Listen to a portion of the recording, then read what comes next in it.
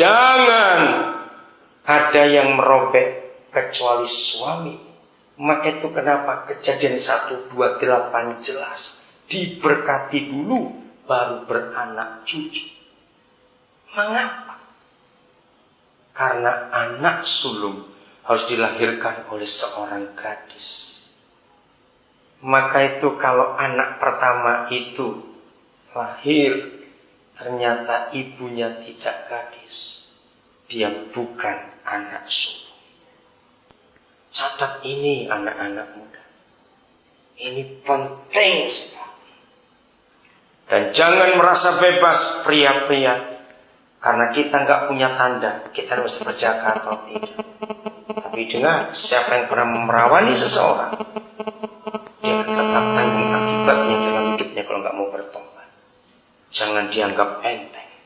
Papa menciptakan apa saja dalam hidup ini, dia punya tujuan. Nggak iseng, katakan dia atau tidak. Apapun yang Papa buat. Saya tuh suka riset, saya suka meneliti. Suatu hari saya tuh berpikir, tahu cuping telinga? Cepat pegang semuanya. Cuping. Ini loh, yang di depan sini. Oke, rasa enggak? Kenapa kok enggak rata saja? Loh, cepat ya. Betul? Saya tanya Papa, saya percaya Papa enggak pernah iseng. Cuma saya itu ingin tahu, ini kenapa dilebihkan dikit, ini kenapa? Betul enggak? Luar biasa. Sampai saya tanya juga alis. Kenapa Papa beli alis? Ini bukan hiasan loh, saudara. Bukan hiasan. Memang kalau dicukur kontos kayak Pak Oga lucu juga. Tapi bukan itu sebetulnya. Ini pun punya fungsi. Dia itu talang. Tahu kata talang? Nah, untuk menahan debu, keringat supaya nggak masuk ke mata. Bayangkan. Sampai salah satu anak kami yang jadi dokter pertama, dia belajar anatomi tubuh manusia. Saya baru tanya, namanya Jonas, ceritakan ke Papa, kenapa ada cuping ini loh, kenapa kecil ini apa ini? Nggak iseng, Papa nggak iseng. Ketika dia terangkan, saya menangis, saya bilang, Papa engkau luar biasa. Dua fungsi utama cuping ini. Nomor satu, telinga kita itu ada batas maksimalnya. Kalau saya belajar suara ada desibel, ada amplitudo. Para dengar dua kata ini, oke, nggak ngerti juga nggak apa-apa, nggak dosa kok, tetap masuk surga. Nggak ngerti itu, percaya loh. Tapi ini penting. Nah, gendangan telinga kita, syaraf pendengaran kita itu hanya mampu menerima sekian desibel. Lebih daripada itu jebol telinga ini. Kemarin seperti contoh, jebol betul nggak? Speaker kemarin enggak ya? Kalau kelebihan jebol. Nah, supaya suara yang masuk itu pas di ukuran gendang telinga, maka semua suara sebelum masuk ke dalam permisi dulu kepada cuping ini. Permisi cuping. Nah itu. Bayangkan, sekecil itu mempunyai fungsi yang luar biasa. Saya sampai kagum. Jadi ini peredam, saudara. Jadi nggak masuk. Wah, ini jadi tuli semua kok nggak ada cuping kita ini.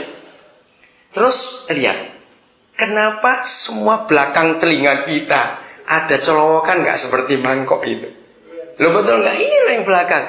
Itu pun saya cari apa ini? Kenapa ada mangkok ini? Kenapa nggak lurus saja? Kembali Papa tunjukkan. Itu peredam yang kedua. Jadi begitu disaring yang pertama cuping, dia harus masuk. Ini diredis. Apa itu? Diserap ya. Seperti ini. Dinding ini ada apa? Peredam. Peredam. Susah betul ngomong. Peredamnya itu di sini. Mangkok itu. Fungsi kedua dari cuping ini itu untuk keseimbangan. Dulu saya masih kecil suka main layang-layang. Ya suka main layang, tahu bukan? Kalau nggak imbang dikasih apa? Gantungin apa? Rumput bukan? Atau apa yang kering itu, betul nggak? Supaya seimbang. Nah, maka itu engkau jangan iseng ya sekali-kali. Lalu nggak suka, cuma engkau potong. Di jalan kan begini. Ini orang vertigo. Luar biasa ini cuping ini, sudah. Apa keperawananmu. Kenapa dalam bahasa Indonesia ada satu kata? Ada banyak, virginity bahasa Inggris, keperawanan, kegadisan. Tapi satu yang saya kagum dalam bahasa Indonesia, kesucian. Betul tidak? Di dalam kata keperawanan dalam bahasa Indonesia ada kata kesucian. Itu saya setuju. Ternyata itu gereja yang memberitahukan dalam bahasa Indonesia untuk urut. Kenapa? Dalam kitab Ibrani ada ayat yang berbunyi, segala sesuatu yang disebut kudus itu pasti ada tanda darah. Itu luar biasa. Maka itu kenapa ketika keperawanan itu robek pasti ada darah. Saya punya koleksi banyak buku tentang cerita-cerita zaman dulu, di negara mana saja, bangsa apa saja. Dulu saudara, ketika zaman belum maju seperti ini, orang-orang tua itu selalu, bukan orang tua papa mama ya, tapi tokoh adat, kepala-kepala suku. Begitu ada pernikahan, malam pertama mereka harus meletakkan sebuah kain putih di tempat tidur pengantin. Dan besok mereka akan periksa, ada darah tidak? Wah, itu saya kagum sekali. Kalau sampai nggak ada darah, akan diusut. Padahal bukan Kristen itu sebenarnya. Anak-anak perempuan, kau ngerti sekarang? Jaga keperawananmu supaya kau melahirkan anak sulung karena papamu cari itu.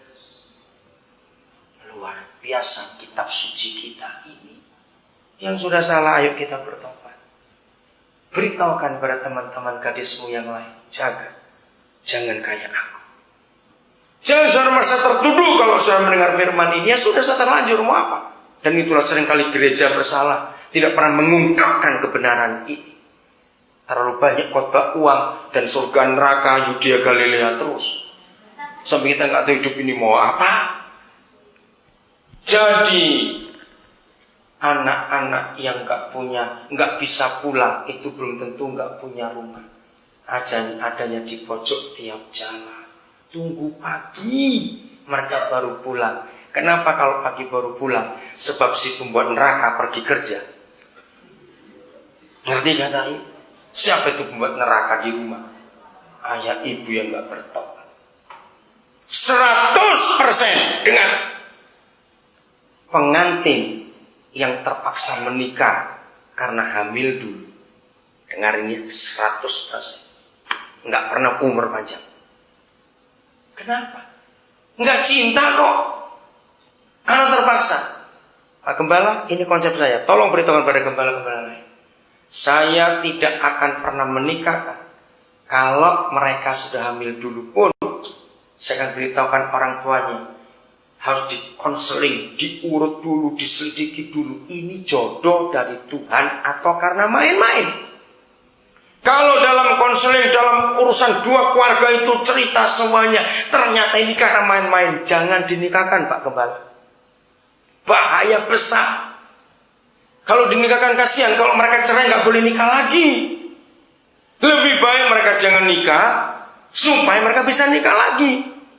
Karena mereka nggak ada ikatan hubungan di hadapan Tuhan. Saya beritahukan kepada pihak keluarga berdua, lebih baik malunya kita tanggung sekarang. Tapi korbannya sedikit. Kalau kita paksakan mereka kawin, korbannya sangat besar. Korban pertama adalah dua orang ini. Enggak cinta, tinggal satu rumah. Apa itu enggak neraka, sudah.